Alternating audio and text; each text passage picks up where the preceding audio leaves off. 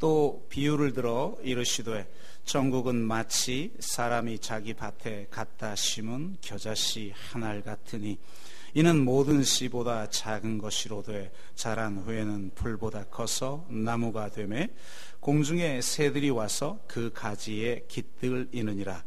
또 비유로 말씀하시되 천국은 마치 여자가 가루 서말 속에 갖다 넣어 전부 부풀게 한 누룩과 같으니라. 아멘.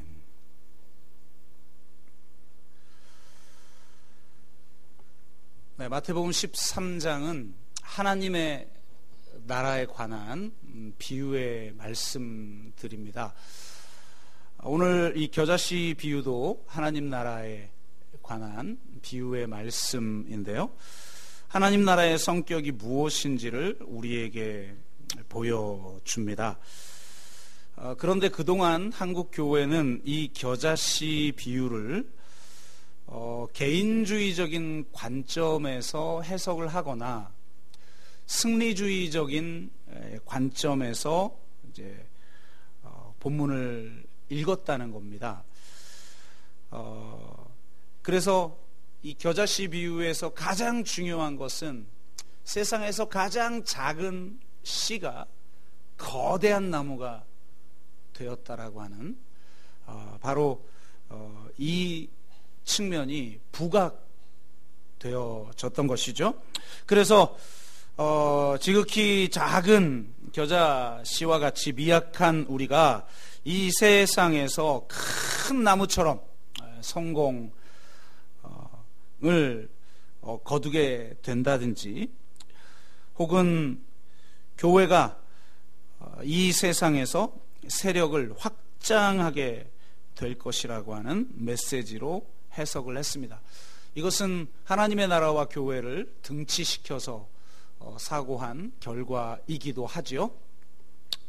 이런 관점에서 보면 세상에서 성공한 사람들이 가장 하나님의 축복을 많이 받은 사람들이 되어버리는 것이고, 역으로 세상에서 그리 성공한 것처럼 보이지 않는 사람들은 이 겨자씨 비유처럼 큰 나무가 되지 못한, 하나님의 축복을 누리지 못한 사람들이 되어버리게 되고, 또 교회 또한 대형 교회가 가장 하나님의 축복을 많이 누린 하나님의 뜻에 합당한 그런 교회가 되어버리는 것이죠.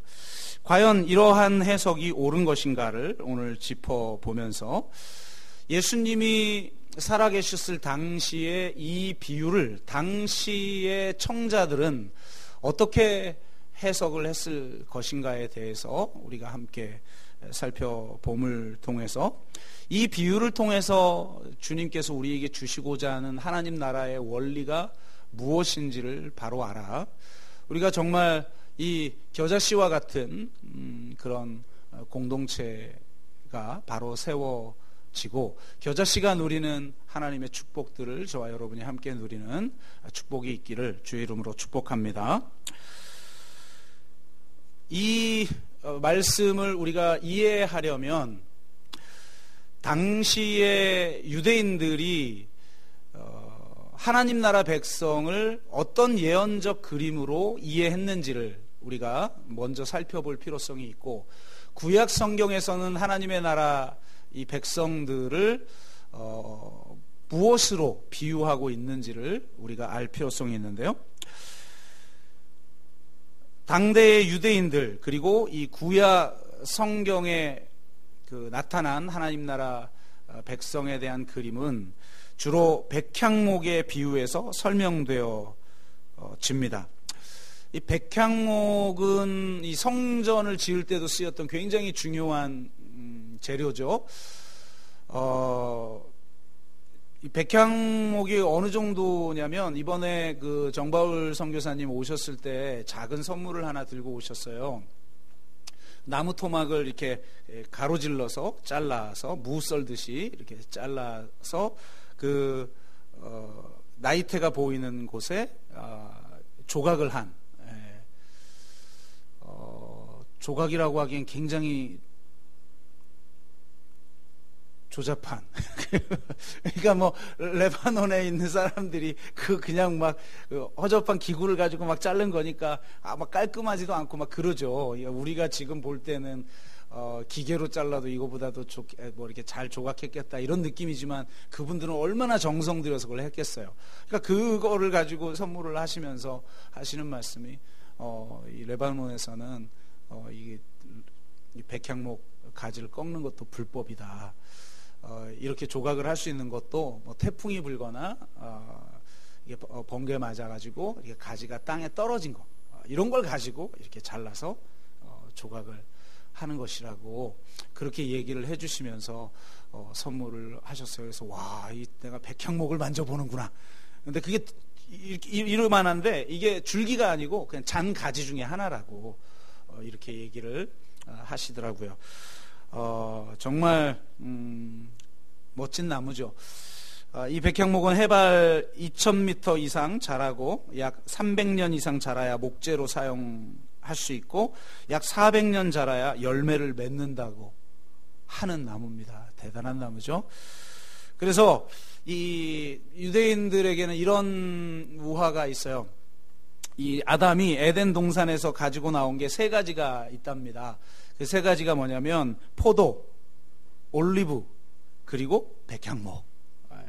그 정도로 지금 유대인들에게 이게 중요한 거예요. 근데 포도하고 올리브는 유대 땅에서 어쨌든 추수를 할 수 있는 그런 과일이지만 백향목은 유대 땅에 없죠.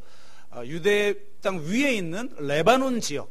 그래서 솔로몬이 성전을 지을 때도 아람 왕이 백향목을 보내주지 않습니까? 선물로. 그러니까 그 정도로 이렇게 중요하게 여기는 나무라고 할 수가 있어요. 그래서 하나님 나라 백성을 이 백향목으로 비유를 하는데요. 뭐 수많은 구절이 있지만 가장 잘 알려진 구절들 몇 개를 이야기하면 이렇습니다. 호세아서 14장 5절 내가 이스라엘에게 이슬과 같으리니 그가 백합화와 같이 피겠고 레바논 백향목같이 뿌리가 박힐 것이라. 시편 92편 12절 의인은 종려나무같이 번성하며 레바논의 백향목같이 성장하리로다. 가장 유명하고 오늘 이 비유의 말씀하고 연결되는 구절, 유대인들이라면 이 구절을 다 외우고 있는 그런 구절 하나를 소개합니다. 에스겔서 17장 22절 23절 말씀인데요. 주 여호와께서 이같이 말씀하시되 내가 백향목 꼭대기에서 높은 가지를 꺾어다가 심으리라.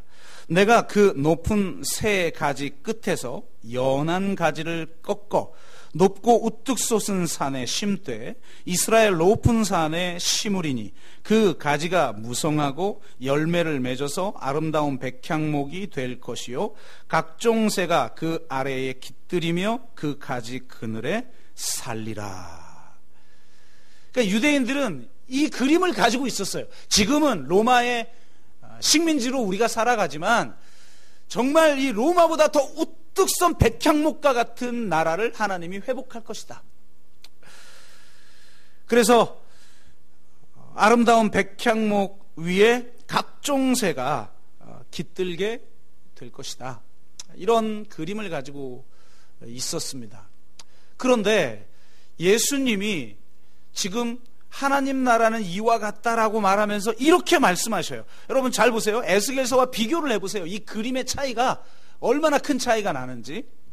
천국은 마치 사람이 자기 밭에 갖다 심은, 아니 뭐 이스라엘의 가장 높은 산 위에 레바논 가지를 심는 게 아니고 자기 밭에 심은, 그것도 레바논 가지가 아니고 뭐죠?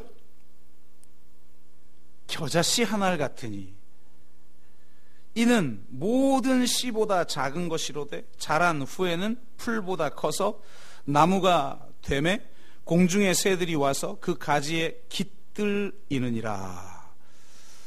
그러니까 이스라엘 백성들이 가지고 있는 그림하고 완전히 다른 예언적 그림을 지금 이야기하고 있는 거예요. 그러니까 당대 청자들은 얼마나 놀랬겠어요.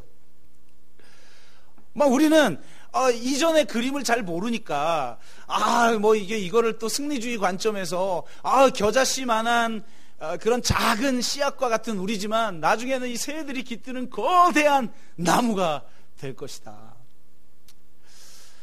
이렇게 이 부분을 강조합니다. 그래서 제가 설교 준비를 위해서 몇몇 명 교회에 목회하시는 분의 설교집을 이번 주에 이렇게 좀 그 부분을 읽어봤더니 역시 비슷한 관점으로 또 그런 걸 설교해야 또 우리가 좋아하지 않습니까? 세상에서 가장 작은 씨는 겨자씨고 세상에서 가장 큰 씨는 호박씨래요. 그런지 아닌지 제가 잘 모르겠어요. 호박씨는 진짜 크죠? 앉아서 서로 까먹어도 되는. 호박씨 까 드셔보셨어요? 호박씨 까서 먹지는 않지만 호박씨는 많이 까잖아요. 그러니까 그거 까먹으면서 하도 서로 그냥 이러니까 호박씨 깐다 이런 말이 나온 거거든요. 그러니까 제일 큰 씨는 호박씨라는 거예요. 근데 그분이 뭐라고 설교하냐면 자고로 씨는 땅에 떨어져 죽어야 된다.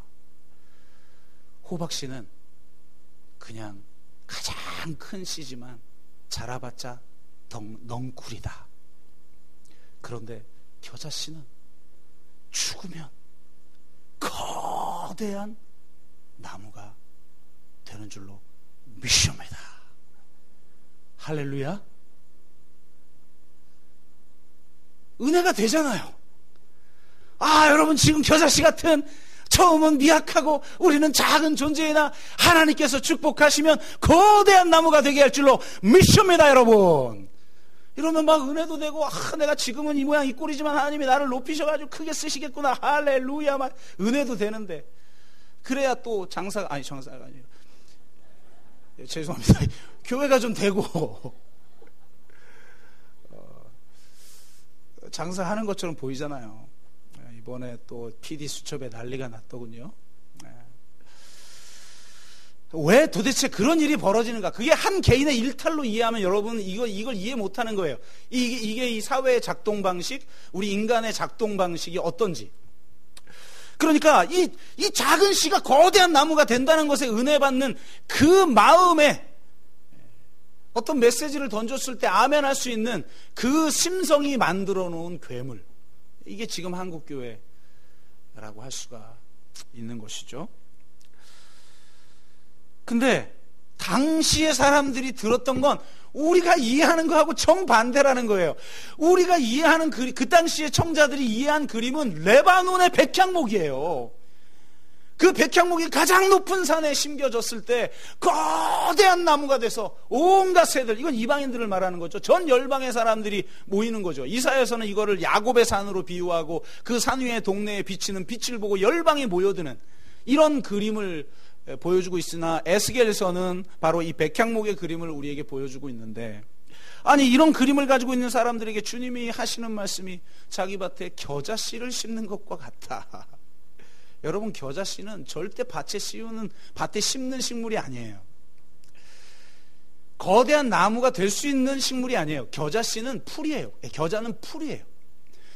풀과에 속해요. 단지 히브리인들이 보기에는 그 풀 중에 대가 있는, 나무처럼 대가 있는 풀이었기 때문에 그걸 나무과로 해석을 하지만 식물학자들은 그걸 풀로 이해하죠.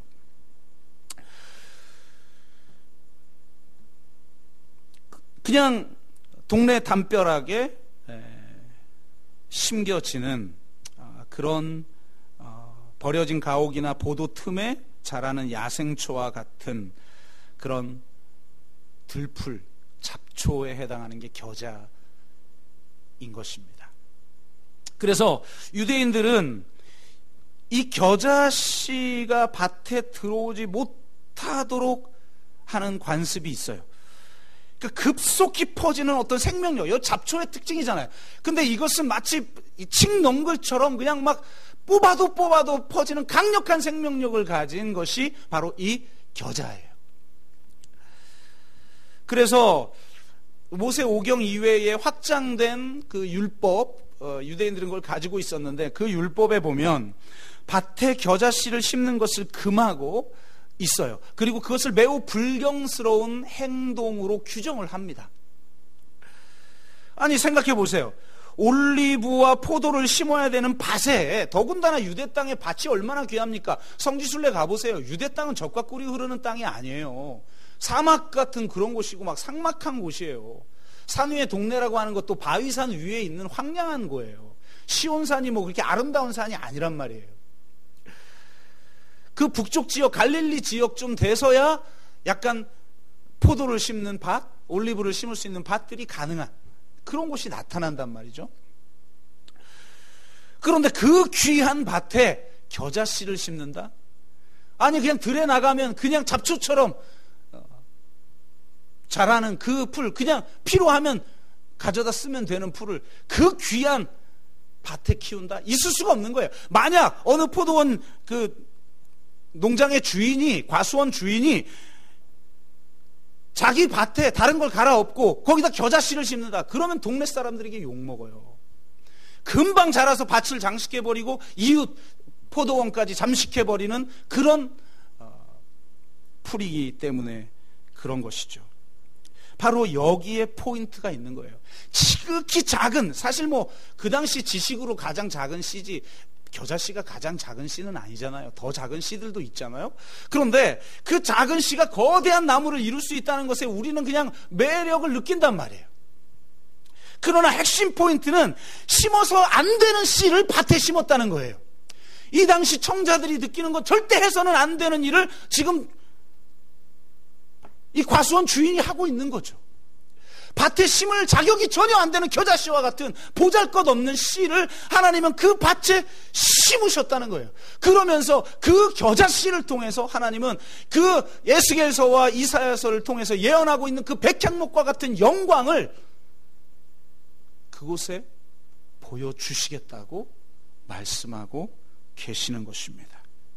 주변 사람들에게 모욕과 조롱을 받을 만한 바보짓을 하고 계시는 거죠. 하나님은 그런 분이에요. 솔직히 나한테 투자하면 별 타산이 잘 안 맞아요. 여러분 그런 생각 안 드세요? 근데 우리 기도는 뭐예요? 저한테 투자하세요 하나님. 이거 아니에요 우리는. 근데 사실 우리한테 투자하면 타산 안 맞아요. 우리를 밭에 심으면 안 돼요. 올리브 심고 포도 심고 최소한 백향목. 여러분 살아보면 백향목 같은 인간이 있죠. 범접할 수 없는.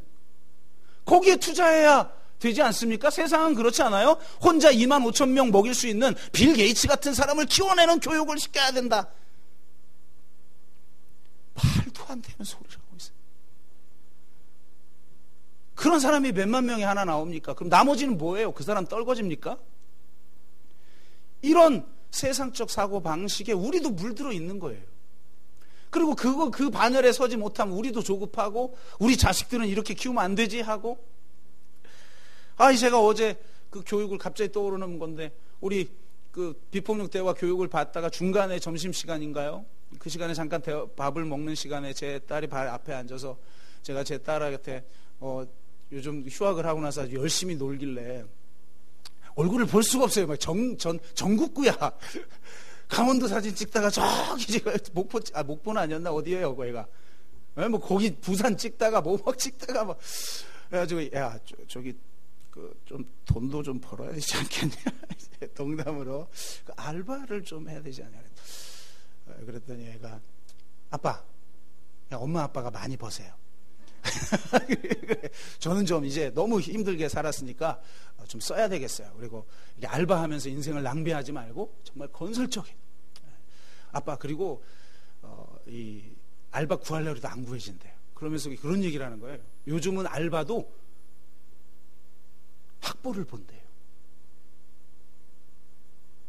스카이 정도는 돼주셔야 알바도 구하는 거예요. 그래가지고 자기 친구 얘기를 해주는데, 작년에 아르바이트를 해야 돼서 한 학기 내내 구했는데 자리를 못 구했대요. 그래가지고 하루에 사발면 하나로 끼니를 때우기도 하고 그런 친구가 있었다는 거예요. 자기 절친한 친구 누군지 제가 알거든요. 이번 방학에 돈 좀 벌려고 아르바이트 신청했는데 한 달 동안 신청했는데 아르바이트가 구해지지 않았다는 거예요. 야, 그 얘기를 듣는데 뭐? 아니 편의점 알바하는데 스카이가 웬 말이에요? 도대체 이게 뭐가 중요해요 그게? 근데 이 사회가 이러니까 청년들이 지금 엄청난 박탈감을 느끼는, 그러니까 이 조국 사태 때 이렇게 열받는구나, 약간 이해가 되려고 그래요. 그러면서 야, 이게 진짜 문제긴 문제다 이 사회가. 그런데 그 백향목과 같은 사람들에게 투자를 해야죠. 그게 이해타산이 맞아요. 근데 하나님은 너무 어리석고 너무 바보 같은 행위를 하시는데 그 밭에 겨자씨를 심는다는 거예요. 겨자씨 같은 우리에게 투자를 하시겠다는 거예요. 하나님 나라 백성에 백향목 같은 거목들을 좀 데려와서 세상에 영향을 끼치고 저 고지에 올라서 수많은 사람들에게 영향력을 끼칠 수 있는 그런 사람들에게 투자하는 게 아니라 내가 겨자씨 같은 너희들을 밭에 심겠다, 이렇게 말씀해 주신다는 거예요. 이게 지금 은혜가 안 됩니까? 은혜가 잘 안 돼요. 왜냐면 나 겨자씨 아니고 싶거든. 우리는 모두가 다 백향목이고 싶거든요. 저도 마찬가지예요. 이게 정말 하나님의 구원의 역사와 우리의 이 육적인 욕망이라는 거는, 저는 분명히 십자가에서 주님과 함께 완전히 죽고 저는 새로운 피조물로 거듭난 사람이거든요. 분명히 죽었는데 살아나 자꾸. 좀비 같아요. 유령처럼 와서 끊임없이 내 자아를, 너 자아를 위해서 살아라. 네가 얼마나 대단한 사람인 줄 알아? 그렇게 생각해보면 막 대단해 보여요. 여러분은 별거 아니게 보지만 그게 깨져야 된다는 거예요. 내가 겨자씨구나. 내가 겨자씨구나. 내가 겨자씨여서 하나님이 나를 부르셔서 하나님의 밭에 지금 이 겨자씨를 심으신 것이구나. 여러분, 누룩도 우리는 그렇게 이해해요. 누룩이 큰 빵, 요만한 밀가루에서 큰 빵을 만드는 것처럼 우리는 다 이 양적인 사고를 한단 말이에요. 그러나 당대의 누룩은 그런 게 아니었어요. 일단 누룩은 부정적이에요. 6월절에도 누룩 없는 빵을 먹잖아요. 바리새인의 누룩을 조심하라고 그러잖아요. 그런데 이 누룩은요, 지금 우리가 생각하듯이 지금 현재 누룩처럼 딱 그 밀가루 반죽에 부으면 그냥 바로 빵을 할 수 있고 새벽에 그 빵 구워서 판매할 수 있는 이런 누룩이 아니에요. 당대 고대의 누룩이라는 것은 일반적으로 빵을 만들어 먹고 난 뒤 그 부스러기들을 햇빛에 잘 말리고 갈아서 가루로 만들어 사용을 하는 거예요. 근데 이게 잘 발효가 되질 않아요. 그래서 미슈나에 보면 그 반죽이 발효되는 시간에 대해서 이렇게 표현하는데, 여리고에서 예루살렘까지 왕복하면 누룩이 발효된다. 아니, 여리고 예루살렘 걸어서 왕복하는데 며칠이 걸리는데, 며칠이 돼야 발효하는 누룩을 가지고, 그것도 더군다나 서말, 이 서말은요 150명이 먹을 수 있는 분량의 반죽이에요. 아니, 갔다 오는 동안 발효돼야 되면 굶어 죽어요. 아무도 서말에 누룩을 심지 않아요. 아마 그런 여인이 있다면 주변에 조롱당할 거란 말이에요. 근데 하나님은 그렇게 하신다는 거예요.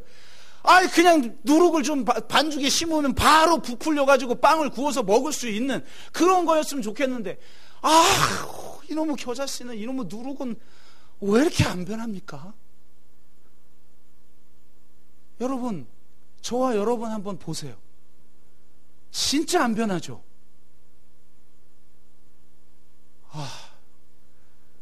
제가 거의 10년 되신 분들도 계신데, 말은 못하겠네. 그분들 볼 거야 아니야.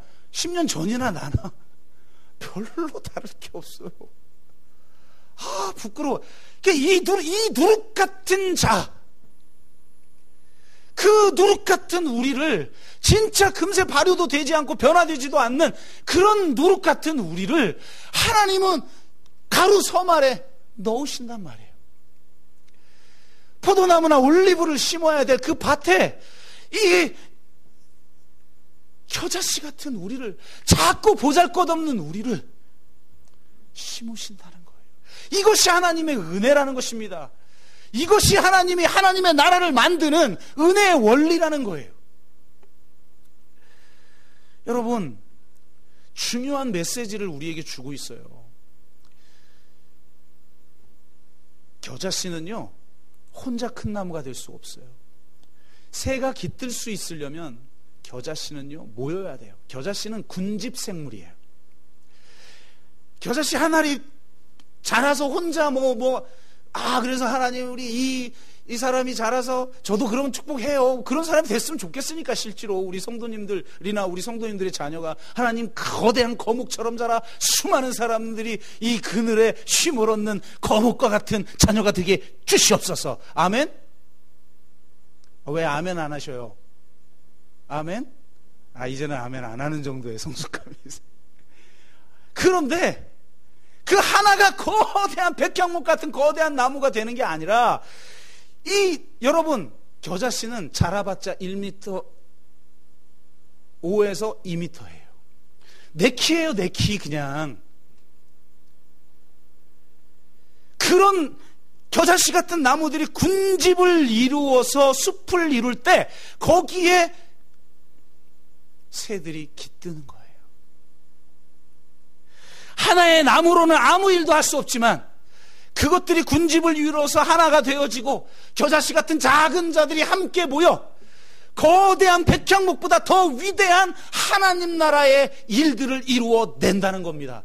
겨자씨 전략이라는 건 겨자씨 같은 보잘것없는 자들, 작게 자랄 수밖에 없는, 기껏해야 많이 자라야 2m 되는 그런 나무들이 함께 모여서 새들이 깃드는, 백향목의 영광을 드러내는 그런 백성을 세워나가는 것이 하나님 나라 원리인 줄로 믿습니다.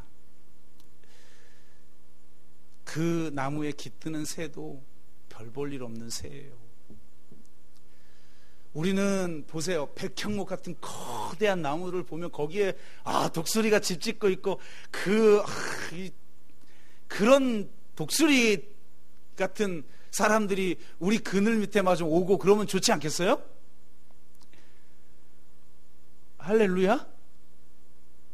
독수리 같은 새들이 좀 와야 되지 않겠습니까? 그래서 옛날에 우리 성도님들이 막 그런 농담 되게 많이 했거든요. 독수리 같은 성도 좀 오게 하고, 소위 말 대박성도 좀 오게 해라. 그 대박성도가 뭐예요? 그랬더니 헌금 대박으로 많이 하는. 하나님이 또 그렇게 역사할 수도 있다고 저는 믿습니다. 또 알아요. 누군가 갑자기 우리 교회를 너무 사모해가지고 막 한 몇천 평 되는 땅을 그냥 막 주고, 그래서 우리 코아우 좀 빨리 하고, 할렐루야. 그러나 그렇게 일하실 수도 있는 분이나 하나님이 진짜 일하시고 싶은 거는 2m밖에 자라지 않는 나무들이 함께 모여 군집을 이루어 새들이 모여드는 것이고, 백향목 같은 거대한 나무에나 둥지를 틀 수 있는 독수리 같은 새들이 아니라, 여러분, 2m 정도 되는 나무에 뭔 독수리가 들어갔다 거기 그물에 걸려 죽어요. 허공을 오래 날아다니지 못해 내려앉을 허수아비가 필요한 새들처럼 작고 보잘것없는 새들이 깃들 수 있는 숲이 되는 줄로 믿습니다. 이 땅의 가장 연약한 자들, 약자들, 소수자들, 힘없는 자들, 아픔이 있는 자들, 연약한 자들이 이 복음의 능력을 붙들고, 구원의 능력을 붙들고, 하나님의 그 은혜의 능력을 붙들고 그렇게 모여드는 역사가 일어나게 될 줄로 믿습니다. 하나님은 외적 형태와 자격으로 보면 겨자씨 같은 사람들을 통해 질적으로 백향목 같은 사람들이 되게 하십니다. 겨자씨의 비유는 승리주의를 말하지 않아요. 이 세상에서의 형통을 복이라고 말하지 않아요. 그렇다고 패배주의를 말하지도 않아요. 그냥 내가 의도적으로 구질구질한 삶을 추구하라, 이런 게 아니에요. 하나님은 정말 겨자씨 같은 우리들을 부르셔서 백향목 같은 영광을 주시기를 원하시는 분이에요.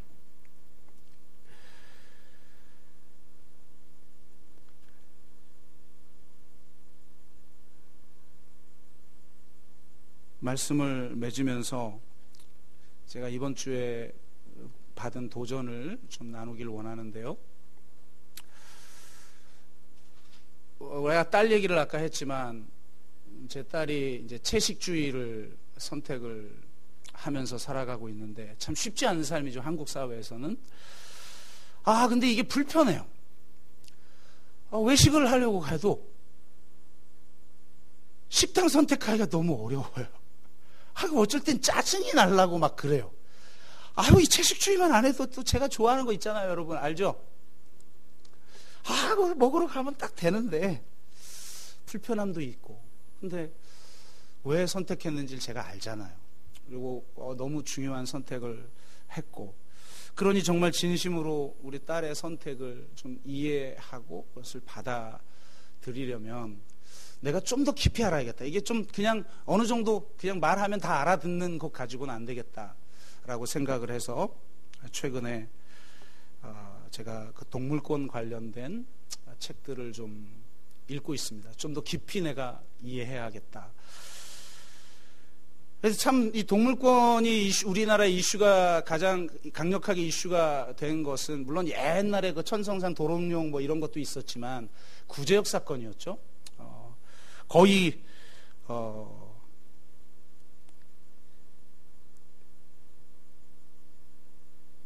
이 600만 마리, 600만 마리가 거의 그냥 산채로 땅에 묻혔죠. 이런 모습을 보면서 굉장히 큰 충격을 받았고, 지금 이 채식주의를 주장하거나 동물권을 주장하는 사람들이 그냥 괜히 주장하는 게 아니에요. 여러분, 지금 아마존 어떻게 됐습니까? 진화가 됐습니까? 아직도 진행 중이에요. 보세요. 지금 몇 주 동안 아마존이 너무 충격이잖아요. 여러분, 나사 인공위성에서 찍은 사진 봤어요? 그 아마존 불타고 있는 사진? 여러분, 이 아마존이 불탄다라는 게 어떤 의미인지를 지금 여러분이 모르시는 것 같은데, 전 세계의 산소의 25%를 책임지는 게 아마존이에요. 아마존이 불탄다라는 건 산소의 25%가 없어진다는 얘기예요. 산소의 25%가 없어지면 여러분 생길 이 재앙이 어떤 건지를 여러분 이해하셔야 돼요. 근데 왜 태웁니까? 그게 일반적인 산불이에요? 아니죠. 일부러 태우는 거예요. 왜 태웁니까? 그걸 태우고 농장을 세우는 거예요. 소 농장을 씌우는 거예요. 왜? 가축의 수요가, 이 동물의 수요가 점점 커지고, 옛날에는 1세계만 육식을 했어요. 근데 지금은 몇 억입니까 도대체 중국 인원이. 중국이 잘 살게 되고 인도가 잘 살게 되니까 어마어마하게 먹은 거예요. 그러니까 돈 벌려면 아마존 갈아엎고 거기에 소 농장하고, 소가 또 뭐 먹어요? 사람들이 먹는 콩, 옥수수, 지금 옥수수 재배하는 사람들이 사람 먹이려고 재배하는 게 아니에요. 소 먹이로 재배를 하는 거지.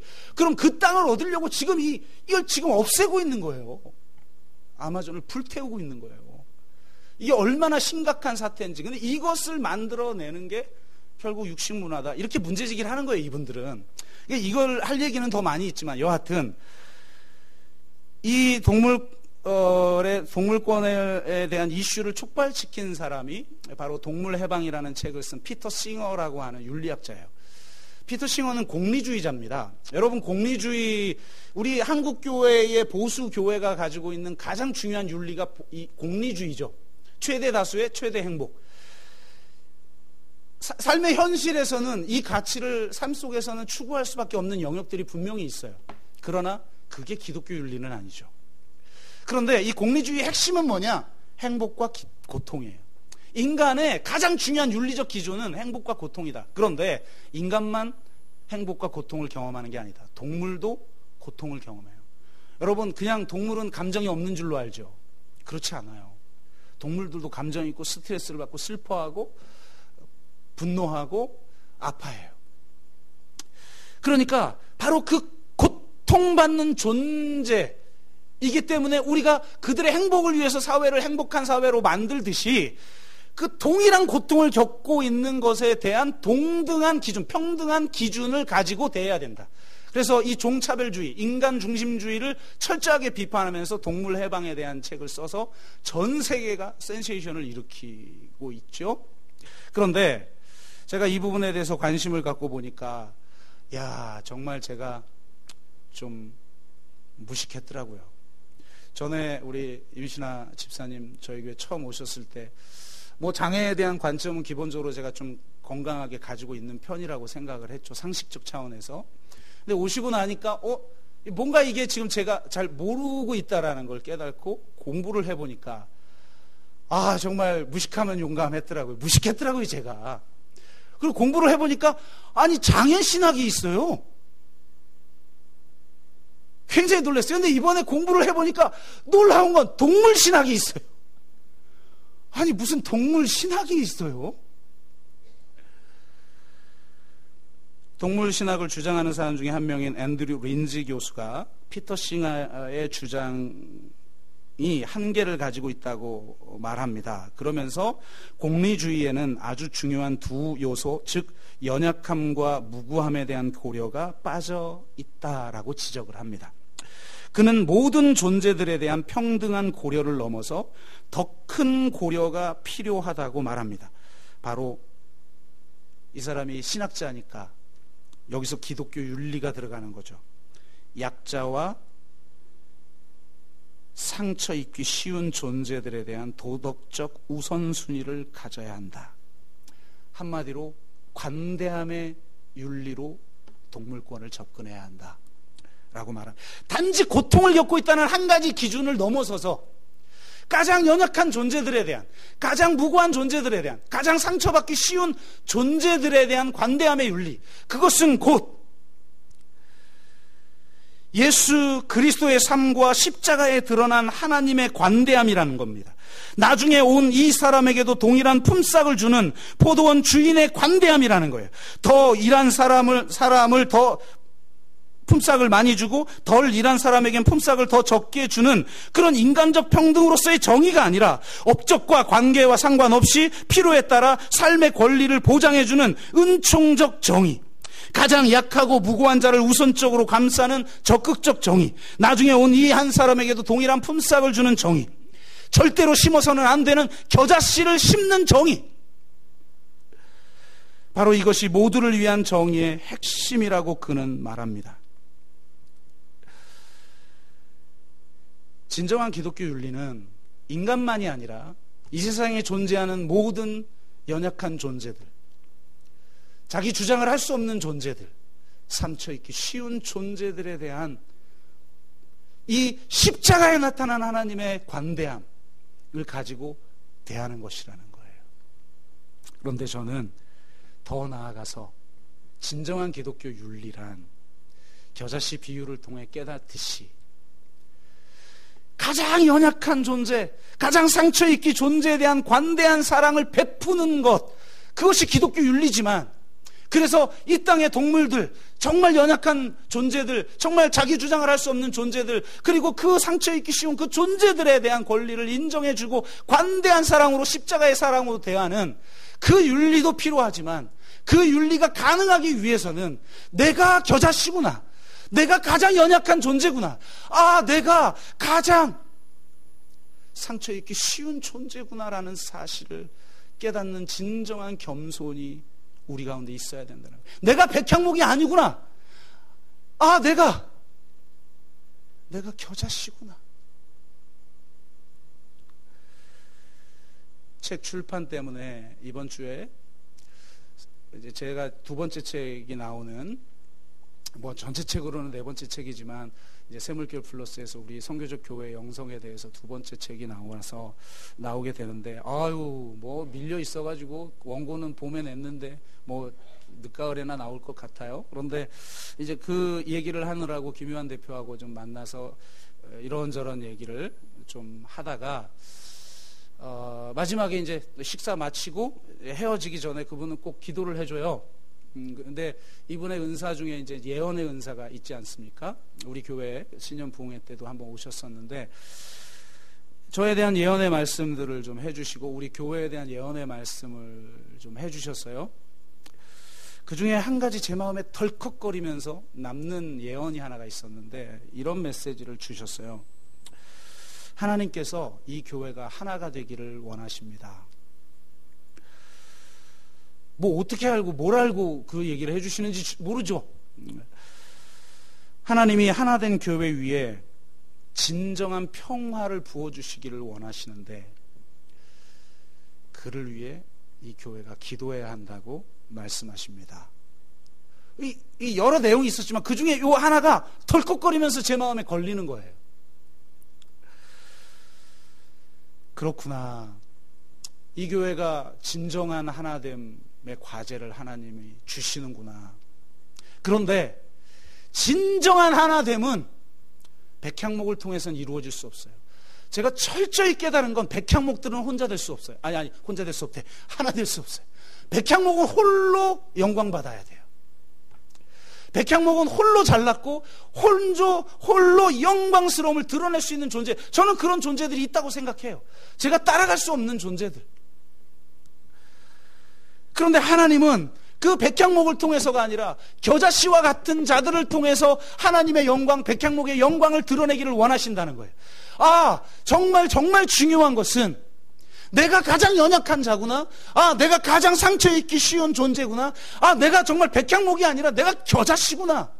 내가 겨자씨기에 하나님이 나를 구원하셨고, 내가 겨자씨기에 예수님이 나를 위해서 죽으셨고, 내가 가장 연약한 자고, 내가 정말 가장 상처 입기 쉬운 존재구나. 이것에 대한 철저한 인식이 있어야만 진정으로 하나됨의 역사가 일어나게 되는 것입니다. 여러분, 이건 쉬운 과제가 아니에요. 그래서 하나님이 누룩의 비유를 주신 것 같아요. 밥 먹어야 되는데 밥이 안 되는 것과 똑같아요. 저 같은 혈당파는 죽음과 같은 지옥의 고통을 겪는 인내를, 그 인내의 과정들을 거쳐야만 하나님의 나라가 만들어지는 것입니다. 저와 여러분 겨자씨인 줄로 믿습니다. 그 겨자씨에 깃든 작은 새들과 같은 사람들인 줄로 믿습니다. 내가 대단히 독수리와 같은 존재라고 착각하지 마시고, 내가 대단히 백향목과 같은 그 영광스러운 존재라고 생각하지 마십시오. 그랬으면 하나님이 여기 부르지 않습니다. 저도 개인적으로 보면 하나님, 제가 백향목이 아니었군요. 하나님이 점점 깊이 깨닫게 하시는 것 같아요. 하나님 겨자씨니까 저를 여기로 불렀군요. 할렐루야. 아멘. 여러분, 여기 백향목 없어요. 우리 다 겨자씨 같은 사람이에요. 근데 내가 얘는 왕년에 백향목이었어요. 그 왕년 좀 십자가에 죽으세요. 내가 지금은 이 모양이지만 나중엔 백향목 같은 거대한 나무. 아니요, 여러분은 겨자씨예요. 여러분은 자라봤자 2m입니다. 근데 하나님은 그런 자들을 함께 모이게 하셔서 이 세상이 도저히 경험할 수 없는 하나님의 은혜, 이 세상이 경험할 수 없는 백향목의 영광, 하나님 그걸 주시기를 원하십니다. 그러기 위해서는 우리가 더 죽어야 되고 더 깨어져야 되고, 우리가 아무것도 할 수 없음을 인정할 때 하나님이 친히 일하시고 하나님이 친히 하나가 되게 하시는 것을 경험하는 그런 역사가 이 교회 가운데 이루어지기를 주의 이름으로 축복합니다. 우리가 한번 같이 기도합시다.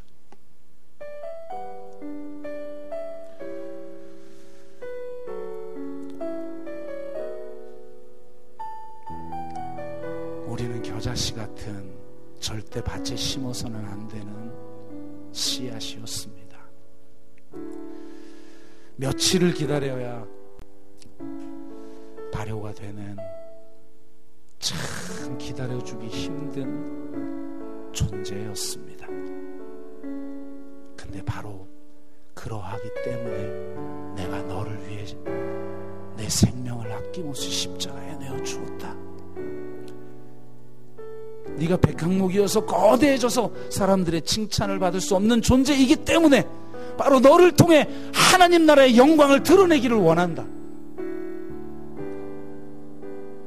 겨자씨 공동체를 통해 겨자씨 전략으로 하나님의 나라를 이루기 원하시는 그분이 우리를 구원하시기 위해 십자가에서 죽으셨습니다. 그 십자가를 아무 자격 없는 우리가 누리고 있으므로 그렇게 가장 연약한 존재들, 상처 입기 쉬운 존재들을 사랑하시고 버리지 아니하시고 밭에 심으시고 발효될 때까지 기다리시는 그분의 사랑으로 우리가 진정으로 하나 되고 우리가 진정으로 서로 사랑하고 진정으로 하나님의 능력으로 이 땅 가운데 하나님의 나라를 이루어가는 당신의 백성이 되게 하여 주옵소서. 그렇게 우리가 한번 같이 기도합시다. 사랑의 아버지 하나님, 제가 백향목인 줄 알았습니다. 제가 뭐 좀 되는 사람인 줄 알았습니다. 그러니 자꾸 안 되는 것이 힘들고 알아주지 않는 것이 힘들고 상처 입고 넘어지고 아파하는 것이겠지요. 그러나 주님, 제가 겨자씨입니다. 가장 나중에 온 품꾼입니다. 주님, 주님의 우편에 달린 강도였습니다. 그런 나를 사랑하셔서 어찌 아들까지 아낌없이 십자가에 내어주시는 그 사랑을 주님 보여주셨습니까? 오 하나님, 우리가 그 사랑으로 하나 되기를 원합니다. 우리가 날마다 죽기를 원합니다. 오죽하면 주님 바울이 내가 날마다 죽노라고, 내가 날마다 죽지 않으면 또 살아나고 또 살아나는 주님, 그런 연약한 존재이오니 겨자씨 같은 보잘것없는 존재로 드러나는 것이 더 이상 부끄러움이 아니고 시험이 아닌 그런 겨자씨 공동체를 이루어갈 수 있도록 인도하여 주시옵소서. 상처받는 것이 곧 교만임을 깨달아 알게 하여 주옵소서. 주님, 내가 십자가까지 내려가오니 그 십자가에서 백향목의 영광을 드러내는 부활의 영광을 보잘것없는 공동체 위에 주께서 허락하여 주시옵소서. 이 자리에 참여한 분들 한 분들 심령에 내가 예수님 자리 인생임을, 겨자씨를 통해 백향목의 영광을 주시기 위해 나를 부르신 작은 겨자씨임을 당당하게 받아들일 수 있는 믿음을 허락하여 주셔서 이 교회를 통해, 우리 교회 지체들을 통해, 가정을 통해 하나님께서 홀로 영광 받아 주옵소서. 감사드리며 예수 그리스도의 이름으로 기도드리옵나이다. 아멘.